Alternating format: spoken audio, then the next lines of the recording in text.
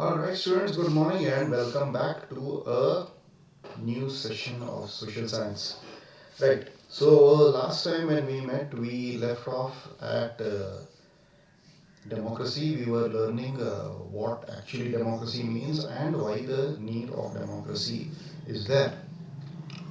We discussed many aspects of democracy. We took many countries' examples, like Pakistan, how the military suddenly took power in Pakistan, and also the current situation of Myanmar. Also, I described to you. I'd asked you to go and check it out in the newspapers or on the internet. And then we learned about China, how there's only a single party operating in China, and everybody is affiliated to that single party. Elections which happen also, and only the single party stands for the elections. So all these countries, they do not actually fit the definition of democracy. Even the United Arab Emirates (UAE), wherein women did not have the right to vote till the year 2015.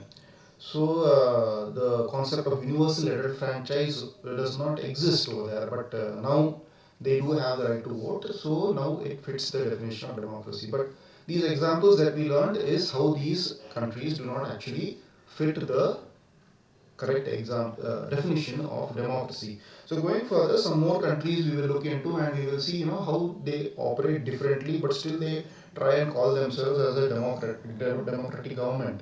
But in fact, when you look into it deeply and look into it closer, you will see that there are many aspects which actually do not qualify for it to be called as a democracy. Right. So now we come to Zimbabwe. Obviously, I think everybody knows Zimbabwe. They have a very popular cricket team as well. So when Zimbabwe got its freedom or got its independence, it was ruled by a single party which was called as the ZANU PF. Okay, this was one of the most popular parties, like very similar to our Congress party, how the Congress party led the fight against the British and won the independence. Similarly, ZANU PF also in Zimbabwe led the freedom struggle, and their leader, that is Robert Mugabe, stood for elections and became the president of the country. Right. Now the story does not end over here. So you might ask me, what's so special? Okay, he stood for elections and he won it and he became the president. But what happens afterwards was every subsequent election in Zimbabwe, it happened to be won by the ZANU PF, and the same leader, Robert Mugabe, continued to be the president of this country for a long time. Zimbabwe has been ruled by ZANU PF, that is led by its leader. They use lots of unfair practices to win the elections.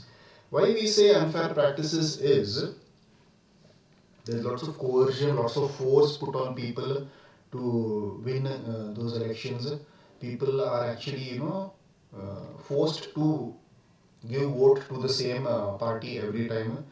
And slowly, what happened was since the president was the same person over a period of time, they tend to become too much intoxicated to that power that they have. If a person is a president for a term of 5 years or 8 years, which is normal, 4 years is a normal term. But when it continues for one more term, it becomes 8 years, and then one more term, you get 12. It keeps on happening again and again. This person takes that power for granted. He feels like there's nobody out there who can defeat me.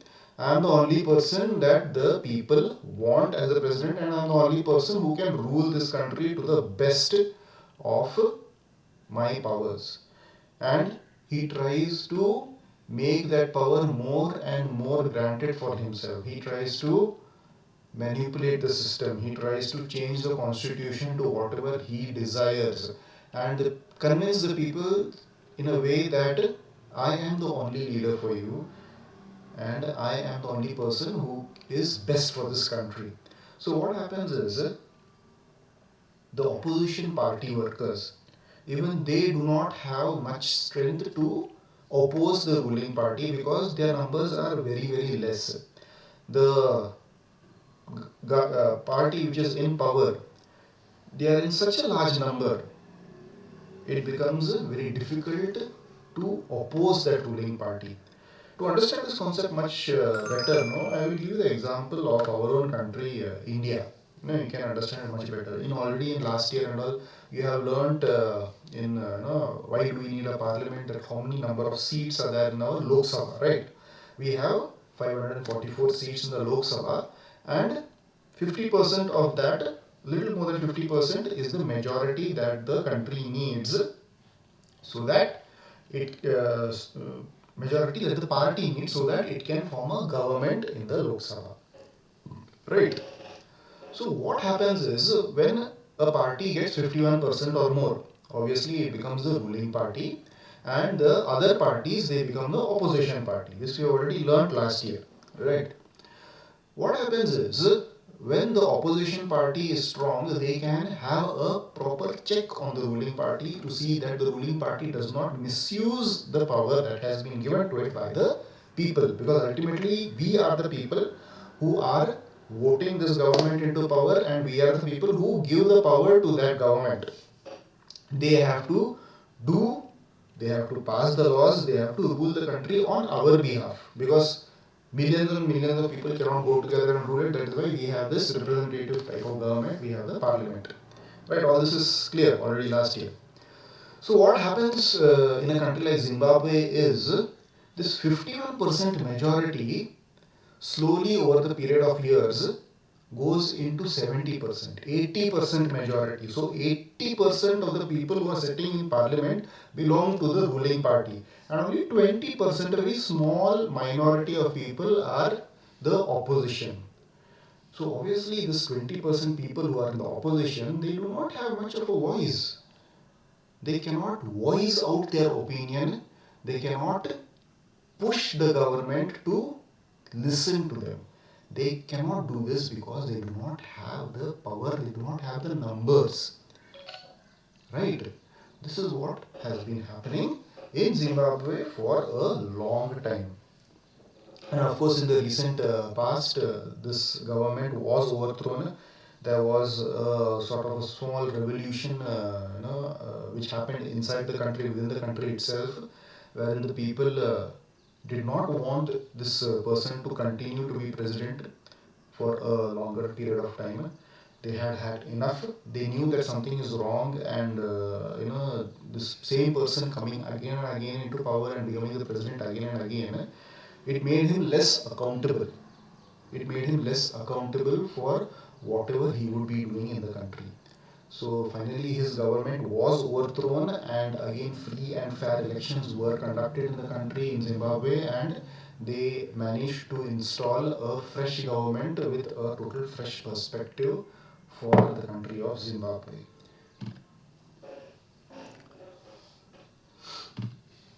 So this was all the examples that we saw of various different governments in different countries, and how they operated over there, and how many times they do not fit the definition of democracy.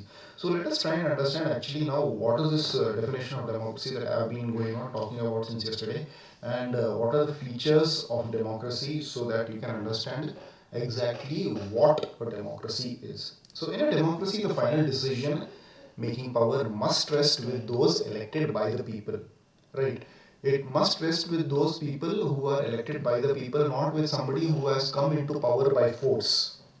Like the example of Pakistan, where General Parvez Musharraf came into power by force. He was not elected by the people, and that is the reason why Pakistan does not qualify to be a democracy. A democracy must be based on a free and fair election where those currently in power have a chance of losing. Now, this is where the example of Zimbabwe comes in. Every election, the same person would win, the same party would win, and the same person would become the president again. Every 4 years, the same president. So it is a situation where this person did not have any fair chance of losing at all. So democracy must be based on free and fair elections. Free and fair election means every person, single vote, right? And fair means there is no pressure put on the people. There is no undue influence put on the people. The people are not made to force to vote to a single other type of party. It is totally free and fair, where those currently in power have a very, very good chance of losing. Right? It should not be that the party should not take their power for granted. In a democracy, each adult must have one vote and each vote has one value. Right?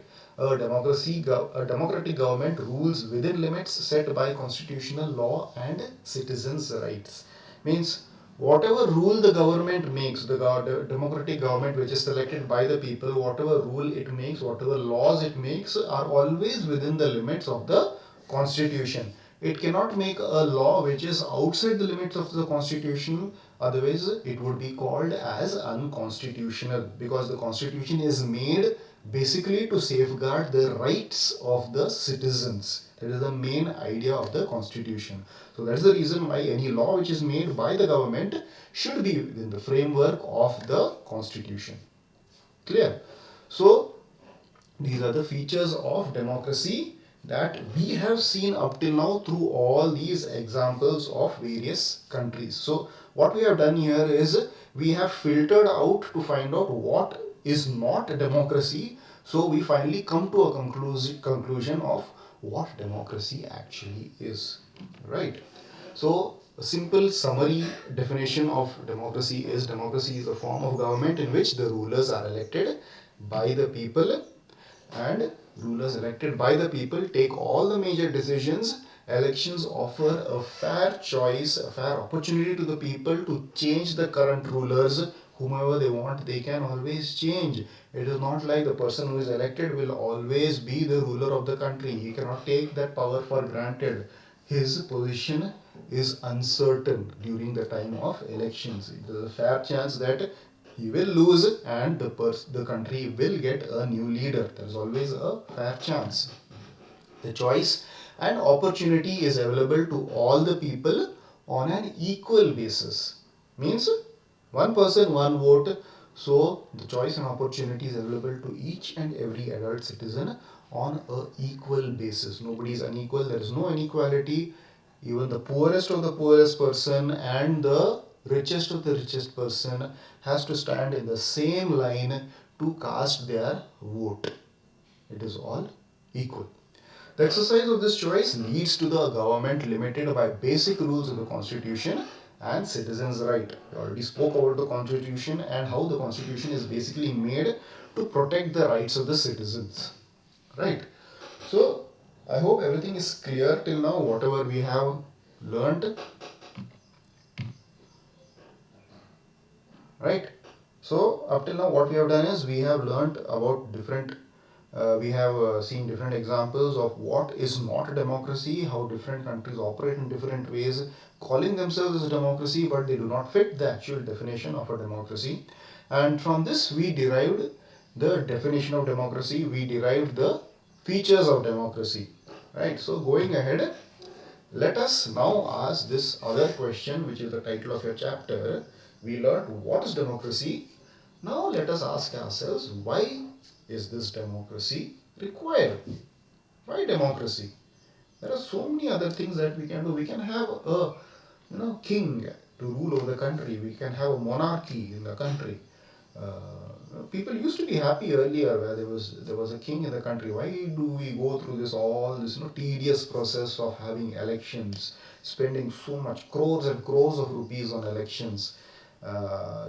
Wasting so much precious time where so much work could be done on these elections, and then finally selecting somebody, electing someone through the elections, and then this entire process of having so many corrupt ministers working. Is this actually what democracy is, or is it really required? We could have a system where there's one king and he makes the rules and we follow those rules. It's much more simpler, don't you feel? It's much more simpler having a single person like a monarchy ruling the state. Don't you think so? Why this democracy? Why do we have this democracy? So let us put a few arguments, have a sort of a mini debate over here, right on the PPT. I will show you a sort of a debate, which will, we will see the good and the bad of democracy. We will weigh it both together to see whether, democracy actually works, why we actually need a democracy.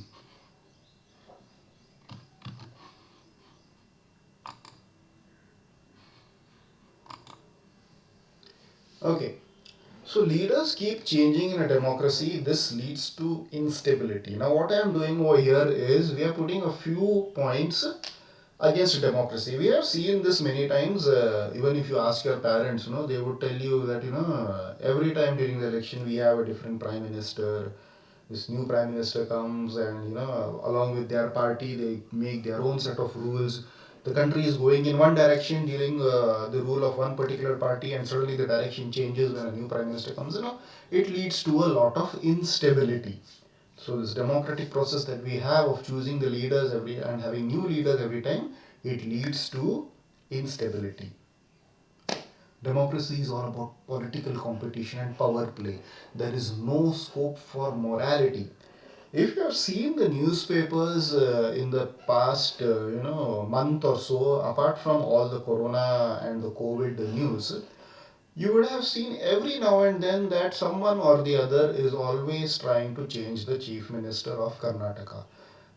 There is a statement. If you just go through the last month's newspapers, if you do have it in your house, you can just go through them randomly, and you will see at least three or four headlines per week, wherein people passing the statements from the ruling party in Karnataka saying that Mr. Yediyurappa will continue to be our president, will continue to be our chief minister. There is not going to be any change in Karnataka's chief minister. Such kinds of headlines, small news captions you would see at least one or two twice per week in the last month. So what happens over here is it is a political competition.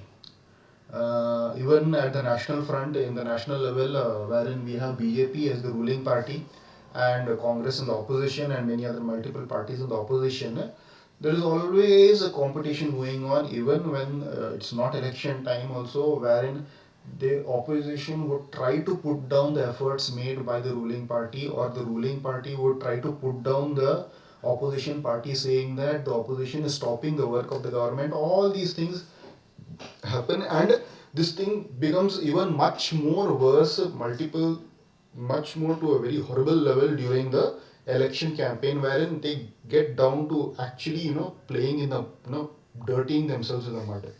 To that level it goes. So it is there is no morality in this. If you see the statements which are passed by them during the election campaigning, how they try to make the opposition look really bad.